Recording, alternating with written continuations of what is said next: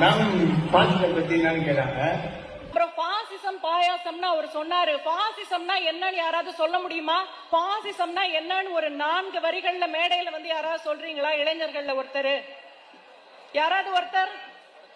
பாசிசம்னா அதாவது ஒரு ஸ்டேட் எடுத்துக்கோங்க, ஒரு ஸ்டேட்ல ஒருத்தர் தான் ஆட்சி பண்ண முடியும். ஆனா அந்த ஆட்சி பண்றது கூட யாரு வேணா சேர்ந்துதான், ஆனா அவர் ஒருத்தர் தான் ஆட்சி பண்ண முடியும். அதுதான்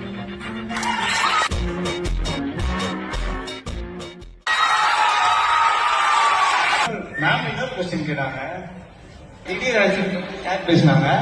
சார் பேசினதுக்கு அப்புறம் மேம் கேட்டாங்க, திடீர்னு வரவங்களை பத்தி கொஞ்சம் இதுவா பேசினாங்க. அதுக்கு ஒரு எக்ஸாம்பிள் சொன்னாங்க மேம். திடீர் அரசியல் பற்றி அவர் பேசினாரு. நீங்க என்ன புரிஞ்சுக்கிட்டீங்க? ஒரு கேள்வி கேட்கிறேன். இப்ப நீங்க ஒரு விமானத்துல போறீங்க. கிட்டத்தட்ட 50 வருடம் அனுபவம் இருக்கிற ஒரு பைலட் இருக்காரு. நேத்து தான் கத்துட்டு வந்த ஒருத்தர் இருக்காரு. யார் ஓட்டுனா நீங்க போவீங்க?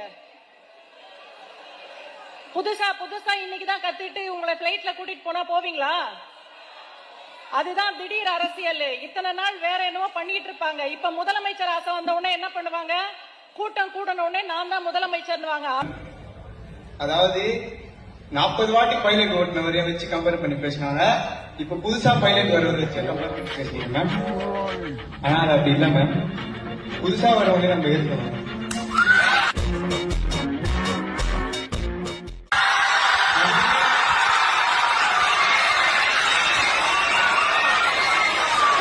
பழிசா உணவை மட்டும் தான் ஓடணும்னா அது அப்ப அவங்களுக்கு மனிதே இல்லை மேம். அதுதான்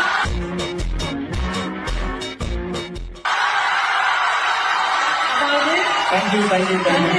களத்துல யார்